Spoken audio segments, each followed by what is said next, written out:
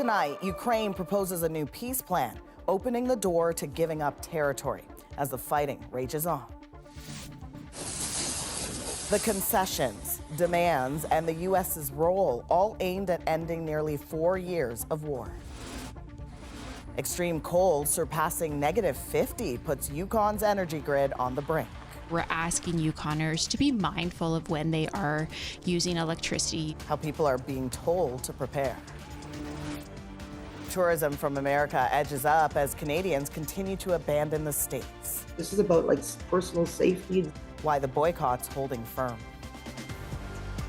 From CBC News, this is The National with Asha Tomlinson. Good evening. Adrienne is away. There's a new U.S.-backed peace plan tonight to try and end Russia's war with Ukraine. And for the first time, Ukraine's president is signaling he's ready to compromise on some major sticking points. Vladimir Zelenskyy says his country is willing to withdraw troops from the front line if Russia does the same. That offer, part of a revised, slimmed-down proposal ironed out between Washington and Kyiv. Previous attempts at securing a peace deal have failed. And the result? Yet another Christmas at war. Karen Paul's now on what makes this effort different and how Russia is responding. As Ukrainians celebrate their 4th Christmas since Russia's full-scale invasion, the attacks continue. 4 people injured in this strike in Zaporizhia, near territory now held by Russia. Further north, a Russian drone hit a residential high-rise building in Chernihiv. People who live in Kyiv all the time, maybe they can forget for a moment, said Russian soldier Sergei. So yes, we can celebrate here, but forget about the war? No. In his Christmas address, Ukrainian President Volodymyr Zelenskyy wished for peace. We are happy when we hear the music of Christmas, but even happier when we do not hear the music of evil, when we do not hear drones and missiles flying overhead, he said.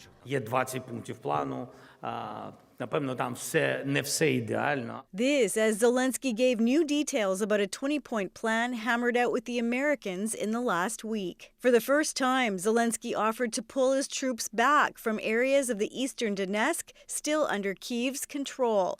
But in exchange, Russia would have to move its forces back as well, essentially creating a demilitarized zone on the front lines, monitored by an international force. Previously, Russia has said Ukraine must give up all of Donetsk for a peace plan to work. The new plan also requires security guarantees by the U.S., NATO, and Europe, and a full ceasefire taking effect immediately. As Russia's president presented awards, a Kremlin spokesperson said Moscow's envoy briefed Vladimir Putin on his Miami negotiations. He added, Moscow will decide on its next steps and respond soon. Well, Santa's going to stop over tonight. In Florida, U.S. President Donald Trump spoke by phone with children about Santa's arrival, but the war seemingly not far from his mind. Could do this all day long. We have to get back to China, Russia, Ukraine. He didn't take any questions from media. Asha, depending on Russia's response to this new 20-point plan, American officials say there may be further talks to discuss some of those outstanding issues. And there's plenty of reaction tonight to this new plan, Karen. What are we hearing? Right. Well, French President Emmanuel Macron has already discussed this situation with NATO chief Mark Rutte, saying they will continue the work to provide Ukraine with solid security guarantees. Meanwhile, Pope Leo says he's saddened by Russia's apparent rejection of a Christmas ceasefire. He was hoping for a day of peace around the world. The CBC's Karen Pauls tonight in Washington. Thank you. Some Yukon residents are being warned about potential outages as a deep freeze strains the territory's power grid. Nicole Healy now on the extreme conditions in the north and beyond. It's the Yukon. What do you expect? Yukon facing extreme cold and wind chill that could reach negative 55 degrees. Some residents are being told to prepare for the possibility of rolling blackouts. Got propane last night. The house was 8 degrees yesterday. It was 14 this morning when we left, so it's on its way up. Officials say the territory's power grid is already near capacity, and residents should have a 72-hour emergency kit ready to go If we found that the strain on the electricity system were to continue, we'd be having conversations like this, where we're asking Yukoners to be mindful of when they are using electricity use. Whitehorse's mayor says the city is ready if those outages happen. We have a number of facilities like the Canada Game Centre. They're well prepared to take in individuals, these warm shelters. Parts of the prairies are also being hit with the extreme cold, but the challenge here for many people is this snow. Much of Alberta is going to get 10 to 15 centimeters of snow by Christmas morning. The snow is expected to stop by the morning. However, the roads could be in poor condition. I'll be more careful. Fortunately, I have snow tires, so I should be okay. Yeah, I definitely could see it interfering with some family and friends' plans later on. And then the storm is on the move.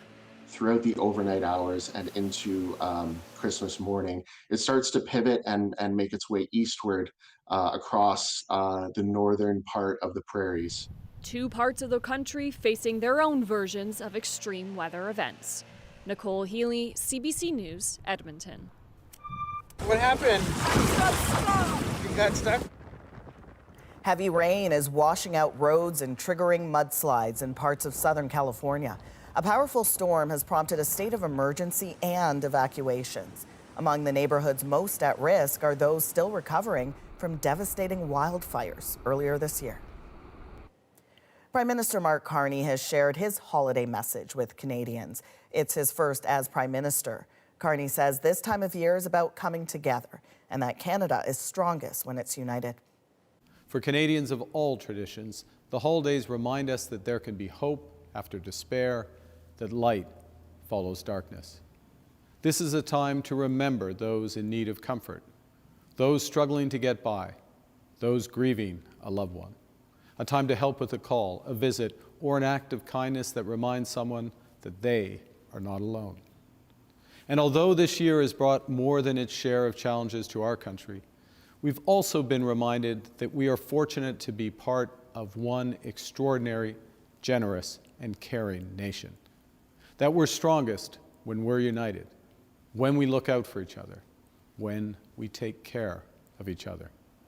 Merry Christmas and happy holidays, Canada, from my family to yours. The Prime Minister also spoke about the cost of living in an interview with CBC News. He says his government is working to tackle the issue, but as Michelle's song shows, many Canadians say relief can't come soon enough. With last-minute Christmas shopping in full swing. We got some stuff for Christmas dinner. A harsh reality. Prices just keep going up, and food is particularly costly. We find the shopping experience overall to be, very shockingly expensive. It doesn't matter if it's, something for the holidays or just something every day. It seems everything's getting pretty pricey. According to Statistics Canada, although Canada's annual inflation rate held steady at 2.2% in November, grocery prices were up 4.7% compared to the same time last year. It's the largest increase in that category in 2 years. Absolutely recognize the pressure on Canadians. In an interview with CBC News Chief Political Correspondent Rosemary Barton, Prime Minister Mark Carney acknowledged the added strain and said the government is trying to find ways to tackle affordability. Childcare, pharmacare, dental care. Sure. 11 million Canadians are now eligible for dental care. National School Food Program being made permanent. All of those aspects, and of course, preserving the transfers to the provinces. Health and well-being, those are the sacrifices that are happening as we speak. This food insecurity expert says that reprieve can't come soon enough. For those who are most vulnerable, the effects of rising food prices is far too much, and the consequences go beyond the dinner table. These people are struggling in ways that are significant. They're more likely right now to be turning up in an emergency department or to be in a hospital, to be admitted. Once they're admitted, they'll stay longer. Carney says Ottawa has made a series of additional adjustments, like cutting taxes, in hopes a new year brings new relief. Michelle Song, CBC News, Toronto. Another sign of tightening budgets, some Canadian charities and food banks are seeing a drop in donations. Alexander Silberman shows us how they're trying to keep up in the face of growing demand. The same familiar call for help around the holidays, but fewer Canadians willing and able to open up their wallets. There have been a few people that have come by that probably wanted to give more and they weren't able to. The Salvation Army says donations are noticeably down. $14.5 million raised so far, a $2.5 million drop from this time last year. That's very concerning for us because it means that we're going to be challenged as we go into the new year to meet the needs, the ever-increasing needs. Some charities, large and small, across the country say they're feeling the pressure as the rising cost of living means more people are looking for help and fewer with the means to offer it. Canadians are generous, but the reality is we are in difficult times, so it's not surprising. Food banks are seeing record levels of demand, struggling to keep enough on the shelves for everyone in need, and the donations trickling in are falling short. We know that everybody's feeling the pinch. This Montreal nonprofit says donors still able to give are stepping up. There were a little bit of a drop in individual donors, but an increase in the amount giving, and I think that's really demonstrates what's happening on a broader level in our community and across Canada. More than a quarter of Canadians say they won't be donating this year to community food drives, according to a new report. We have seen people who had donated to the Daily Bread Food Bank previously now in line at the food bank, and so we're concerned about that. Charities say if donations continue to dip or stay flat, they'll need government help, or programs seeing a surge in demand will keep turning people away. Alexander Silberman, CBC News, Montreal. The latest numbers suggest many Canadians are still determined to limit travel to the U.S. Nearly 10 months after President Donald Trump hit this country with new tariffs and talk of a 51st state. Yasmin Renea breaks down the numbers and some of the impact. We have reduced our prices, $39.99, now $24.99. Hoping to draw travelers in, this duty-free store is rolling out the deals, but few Canadians are crossing the border to take advantage. We are seeing a very, very slow season. We're down about 50% in sales currently this month. The latest figures from Statistics Canada covering October show the number of Canadian resident return trips from the U.S. was down 26.3% year over year. For many, the travel boycott was initially in response to U.S. President Donald Trump's sweeping tariffs on Canadian goods and his suggestions that Canada should become the 51st state. This is about personal safety. This is about, security. But some Canadians say their reluctance to travel south goes beyond that, citing incidents such as U.S. immigration authorities detaining Canadians. But increasingly more and more now, the news is not just a matter of a boycott. It's not just a matter of disagreeing. It's a matter of it's now in this category of places that don't seem, safe to travel in. Tracy Lamoury's brother lives in Colorado, and she says she feels bad not visiting him over the holidays. I don't imagine that America's ever going to, be something that I'm going to feel is an aspirational travel destination ever again. U.S. travel to Canada went up by 3% in October compared to last year, something travel experts attribute in part to the lower Canadian dollar. A lot of the Americans that are coming into Canada, for them, they're getting, 45% off everything, right? So it's very cheap for them to come here. But that hasn't been enough to boost sales here.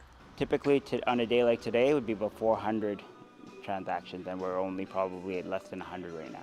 He says business likely won't rebound until June, when the FIFA World Cup brings visitors to both sides of the border. Yasmin Renea, CBC News, Surrey, BC. Canada is deporting so many people so quickly, it's on track this year to set a new record high. Evan Dyer shows us what it all costs and why some fear the numbers will keep rising. The Canada Border Services Agency is removing about 400 people a week from the country, a pace of deportation not seen in over a decade. Overwhelmingly, it is refugee claimants, failed refugee claimants who are being removed in these numbers. This refugee lawyer says the government may be preparing for its border bill, C-12, which it hopes to pass in the spring. Our concern is that it will continue to rise once the border bill is passed, and that it is a ramping up to basically prepare both for the increased number of deportations that will happen and also for them to be able to do them as speedily as possible. Removals dropped below 10,000 a year during the COVID pandemic, but have since surged back. The numbers for the current fiscal year are on track to set a new record high of about 22,000. The cost of all those deportations has also increased to nearly $80 million this year.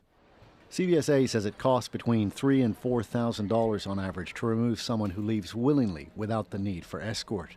When deportees have to be escorted out of the country, the average cost more than triples. Just to be clear, the Carney government, under its border plan, already gave CBSA an additional $30 million to pay for up to 20,000 removals per year this year and next.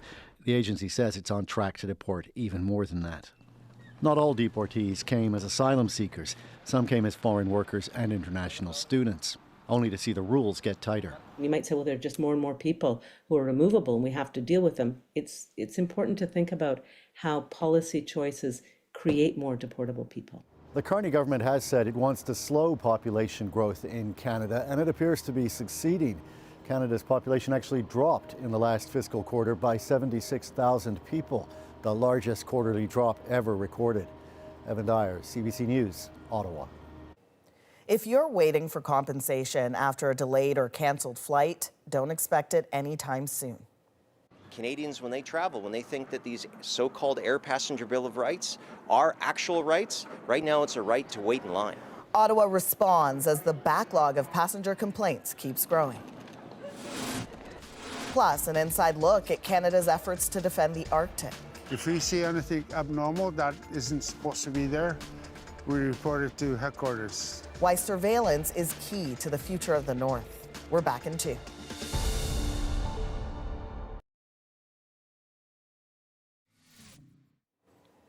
The U.S. Department of Justice says it now has more than 1 million new documents potentially related to convicted child sex offender Jeffrey Epstein.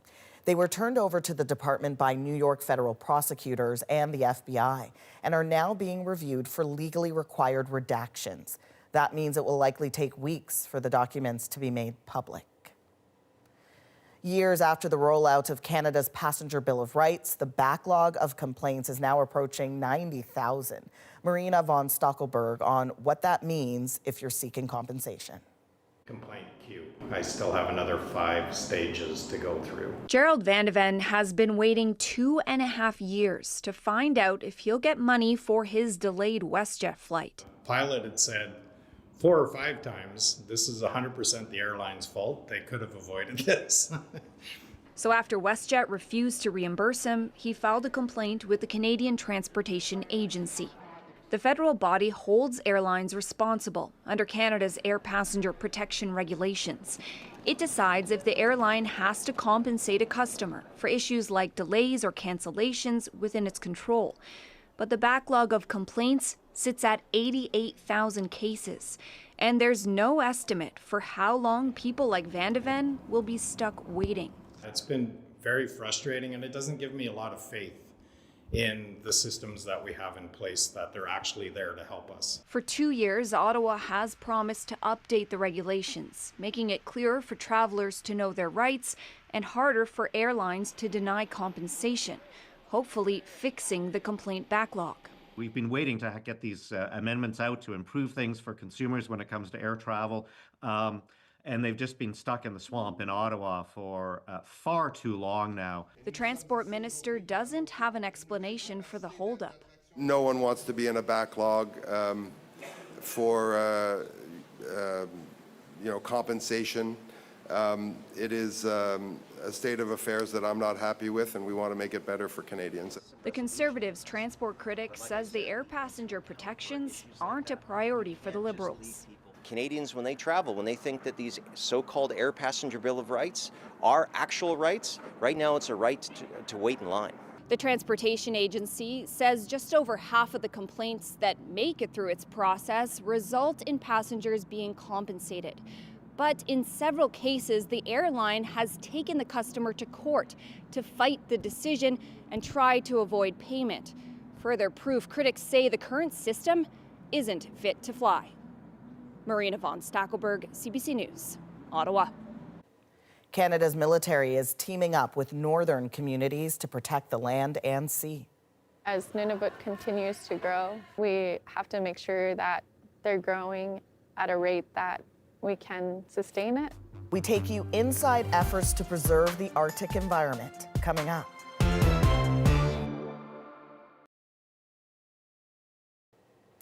Canada's new commitment to defense spending means billions of dollars being poured into the armed forces. And among the top priorities, the Arctic, where the military has been preparing for the possibility of a confrontation. David Common shows us the efforts being put into protecting the North.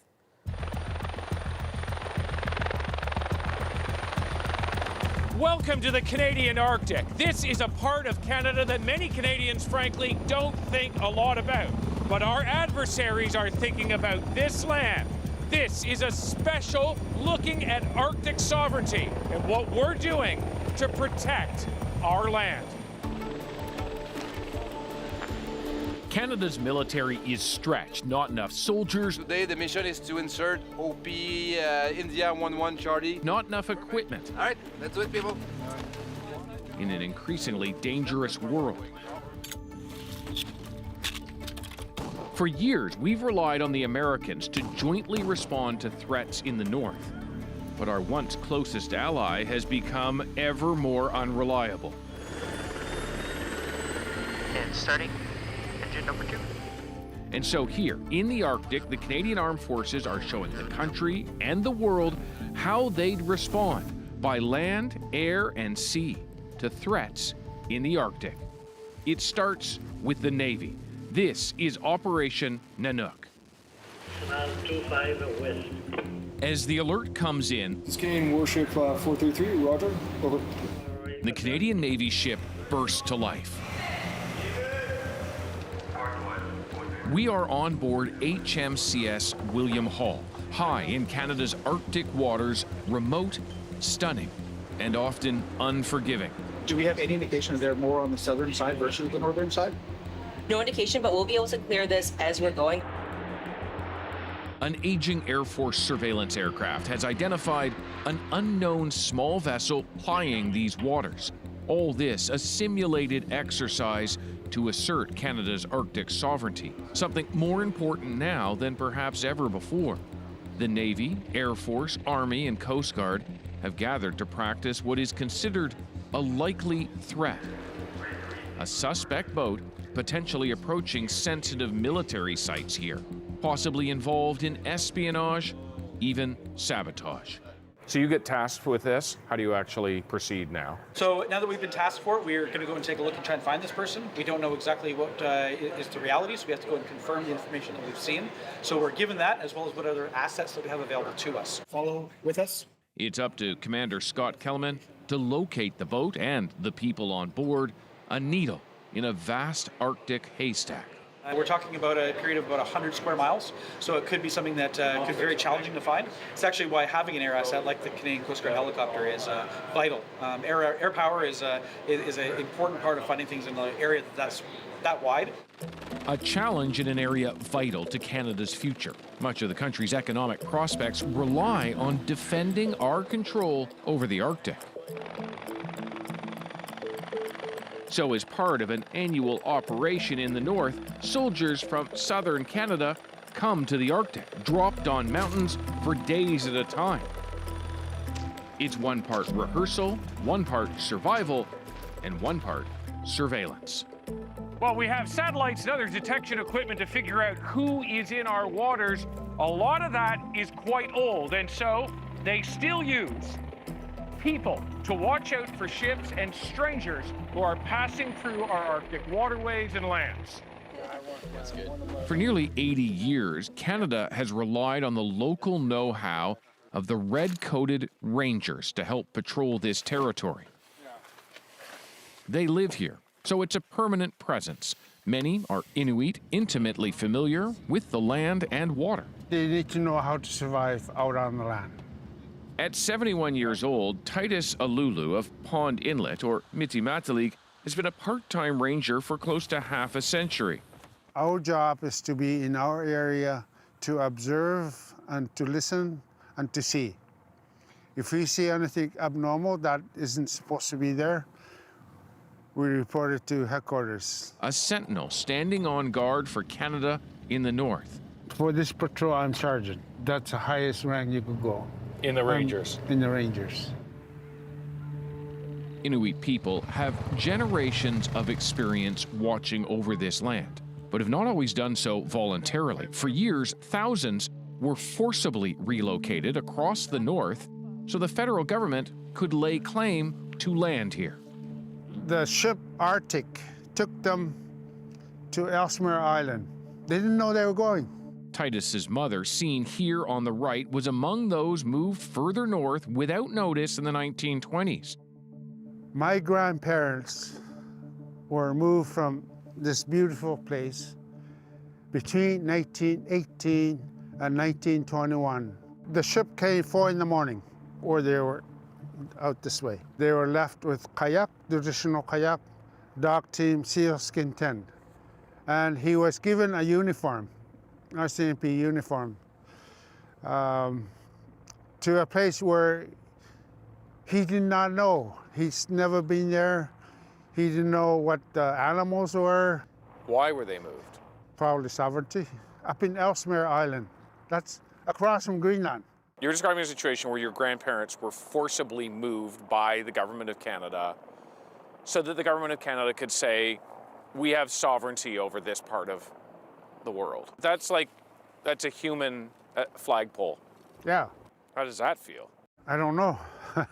I mean, it's a big feat to go from this pristine area that my grandfather knew what to look for, to in terms of keeping his family alive, feeding them, feeding his family. Yeah. Stories passed from generation to generation contained trauma. Our CMPs are looking for my grandfather's grave. Embedded with a distrust for government and those who would represent it. And so for Titus to have served as a Canadian Ranger, a member of the Canadian military since the 1970s, ought to tell you about what he's had to overcome. The Inuit First Nation and the Métis organizations, community members, their knowledge is unbelievable. So without them, we would have never been able to do the job that we are doing. Yusuf Mani is the Coast Guard's most senior official in the north. So yes, we need ears and people or foot on the ground in order to do the job.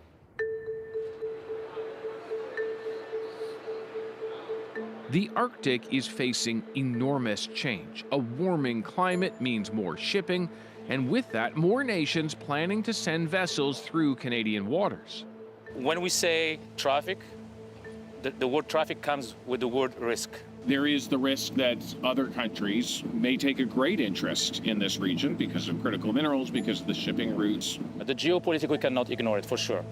So I think what we need to reflect is on the fact that as part of our mandate or the future mandate, for sure we are a key player on the security aspect. We've seen attempts by foreign governments to buy things that might as well seem innocuous, like some old abandoned factories or mining or things like this, as a way of trying to establish a foothold in the Arctic. Stephanie Carvin once worked for Canada's national security establishment. She's now a professor at Carleton University and says some see Canada's waters as either theirs or open territory. So when China, for instance, runs a research vessel through our waters with our consent, is that actually a vessel doing research, or is there a military purpose? China is, of course, interested in the Northwest Passage as a potential shipping route, but obviously it's also interested in some of the resources that are in the Arctic as well, right?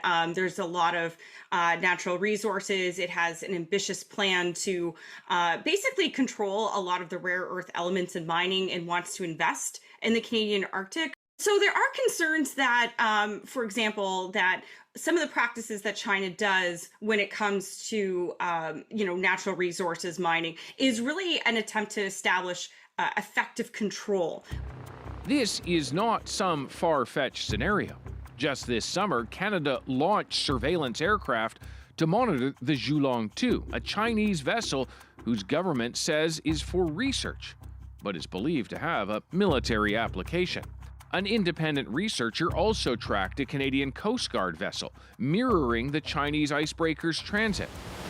While last summer, it was Canada's Navy shadowing a Chinese vessel. These research vessels have a wide range of purposes, some of which may not exactly be in Canadian interests. For example, another Chinese vessel crossed Canada's Northwest Passage in 2017. It would be capable of mapping the sea floor to create plans for future surreptitious travel by Chinese submarines, as well as to identify vast critical mineral reserves in the Arctic.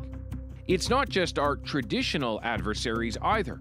President Trump has spoken about taking over not just Canada, but Greenland. We really need Greenland for national security. Greenland also has vast critical and rare earth mineral deposits. Could our once closest friend now be a threat to our Arctic? It's a question openly contemplated now. Back on the water. We have located the VOI. We will be closing it in the next 90 minutes. A Coast Guard helicopter has spotted that suspect vessel, part of the scenario playing out. That kind of island right there, there's a cove that's an inlet that goes inside, and it's inside that inlet. You guys can gather in. Okay, so we're here. Pure Transmission is up here. This is where the VOI was located. Be ready to be in the air probably 12:45 for when launches. I'm not sure number of persons. That wasn't reported by the helo, so we're still going by our intelligence of 5 to 8 personnel, nationality unknown, no weapons except for bear control. Any questions? The Navy ship gets set to deploy its fast boat, and we're along for the journey as it sets off through the fog to interdict what is believed to be suspicious activity. When we come back, we go inside the takedown. So important to ensure that and hear from Nunavut's premier on what his territory needs to stand on guard.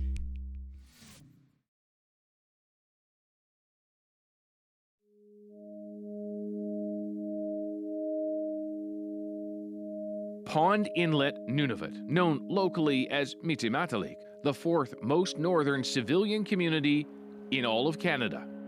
Off its shores, more and more ships ply these waters, open for more of the year as the Arctic warms, increasing fears of what would happen if a ship cracked open, leaking fuel, oil, or chemicals into this pristine environment. It's a disaster that Canada's Coast Guard here is practicing for, pulling a protective boom which would contain a spill of certain kinds. What is the risk if you can't contain? Of course, in the Arctic, as you probably know, there's minimal resources and infrastructure, and so the impacts of a large spill or potential pollution event in the Arctic could be very significant. And change the livelihoods of the people who live up here. Well, and have very significant impacts on the environment, definitely. Sue McLennan is the Coast Guard's Director of Response in the Arctic. When we look at the changing nature of the Arctic, is there just a higher risk of everything happening now? We certainly are seeing increases in vessel traffic, and for the Canadian Coast Guard, that means a need for hyper awareness and more likelihood of incidents in the Arctic. Certainly we don't see the same amount of traffic as they get down south, but as we see that increase, it means potential risk of more search and rescue requirement, more environmental pollution requirement, and just our general presence. It also means that response time could be days at least. It's why ships are required to carry their own protective equipment and deploy it should they leak or spill contaminants. The question, though, is whether cargo vessels would actually do that, especially in such a vast area where it may seem few are watching. Even in summer, on the bridge of HMCS William Hall, one of the Navy's newest vessels, the crew must watch for ice. Went back with the tide. Sub-Lieutenant Eric Muir-Cressman says vessel traffic up here has exploded with climate change, warming waters, and melting ice. But it's also made ice more unpredictable, and with that comes risk. That it's so random where the ice actually is, converging and forming that those routes that used to be fairly consistent, like you can get here through here at this time of year, they're jam-packed routes. Or a one that you thought was, closed is completely open. Yeah. With less ice and easier navigation, dozens of cruise ships, often with foreign passengers, appear every few days in the summer and early fall. Mariah Erklu wants to ensure those who come here are greeted by locals. Having locals shape how the visitors come here, how the visit goes, like how long the visits are, making sure the wildlife are not disturbed because it's so delicate. And the community is compensated for its services, especially valuable in the territory with Canada's highest unemployment. She feels the same about Canada's armed forces. Seeing the military here and seeing how many Inuit are involved, like how many people have come on from other communities and practice their exercises, to me, I feel safe because people are working together.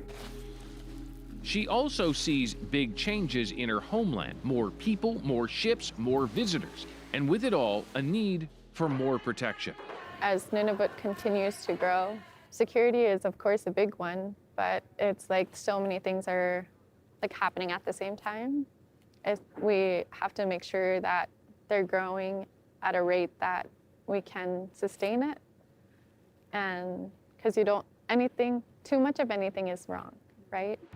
Investigating whether something is wrong is exactly what the Navy and Coast Guard are doing. A simulation of how they'd locate a suspicious small vessel that switched off the beacon, allowing it to be identified. The latest info suggests people on the boat have moved onto land. So that vessel that's going very fast there now has the RCMP on board, and they're going to go to intercept and possibly arrest those on shore.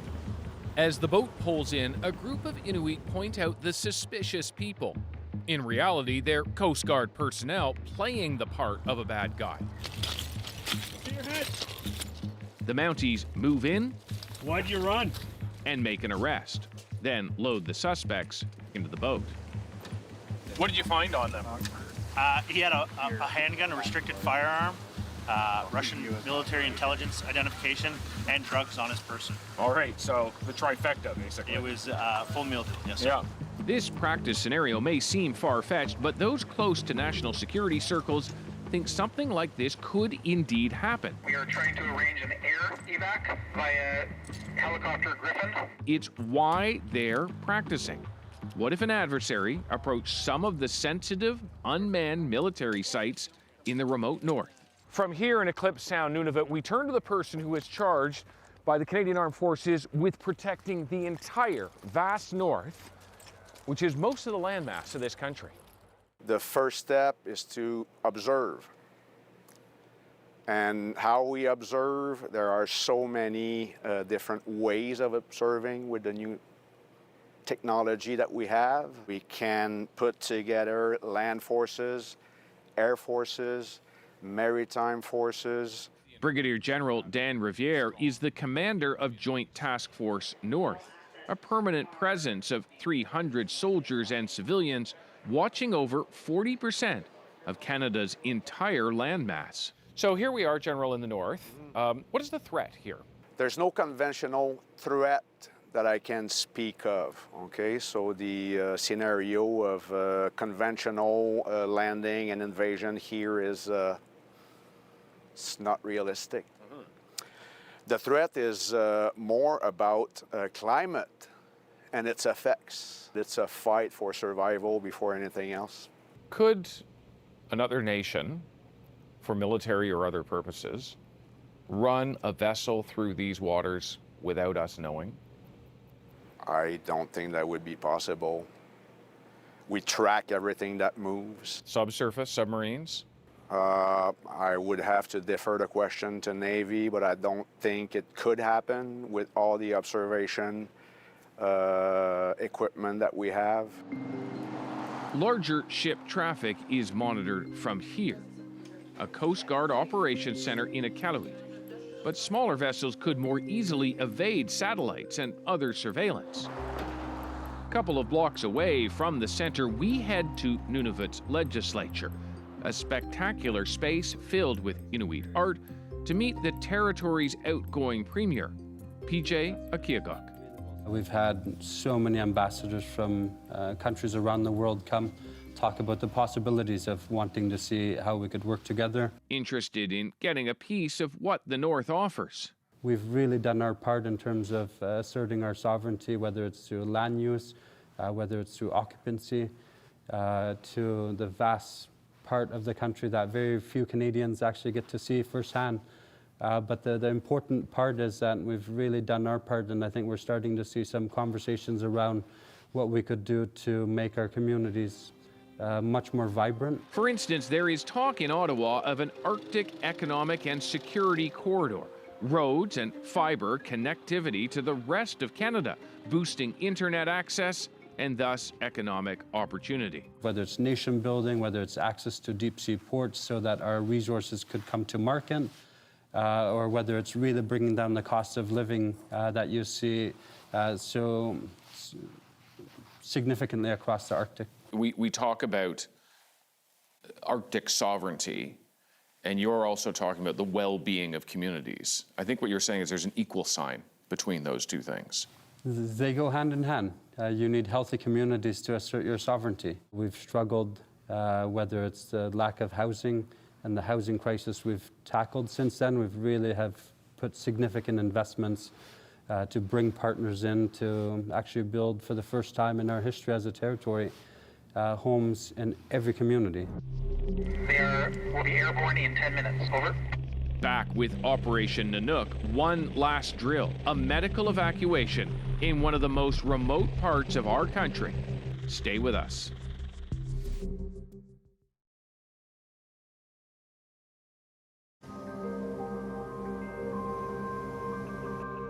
This is my first time coming to the Arctic. What do you think? It's a very beautiful landscape. It's incredibly remote. The environment's unforgiving, but the scenery is it's breathtaking every day. Indeed, Nunavut is enchanting. The people, the places, and as we wrap up our time on Canada's annual military Operation Nanook in the far north, there is one more practice scenario thrown at soldiers at the last second. After those simulated arrests, the RCMP determined somebody had a simulated injury. And out here in this vast area, there are very few options on how to get an injured person out. So they called in Canadian Armed Forces Griffin helicopter, which has landed on the beach to take away the injured person to further medical care. Once safely landed on the rocky landscape, medics bolt from the helicopter to assess and treat the practice casualty before carrying him on a stretcher. It lifts away, up and over snow-capped mountains, revealing the enormity of the land and sea and underscoring the task of patrolling and protecting it. That was David Common reporting. This holiday season, The National is bringing you a countdown of the most popular moments from the last year. We call it 12 Days of the Moment. 2025 may be remembered as a year of Canada versus the U.S., and the cross-border rivalry has played out in sports, politics, even wildlife. Tonight, the epic battle between a goose and an eagle makes our moment.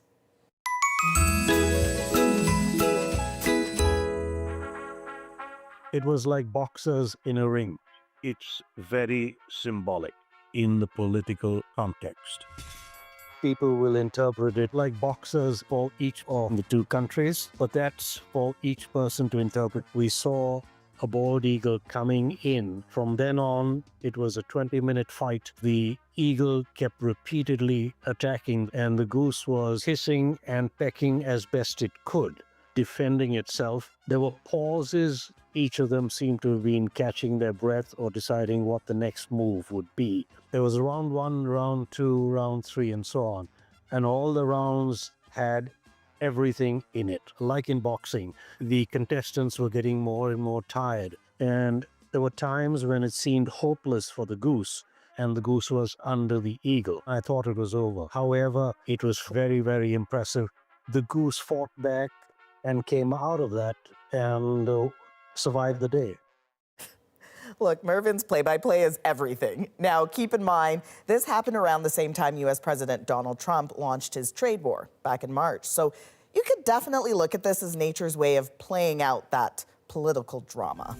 From all of us at The National, thank you for being with us. Merry Christmas and happy holidays. I'm Asha Tomlinson. Take care.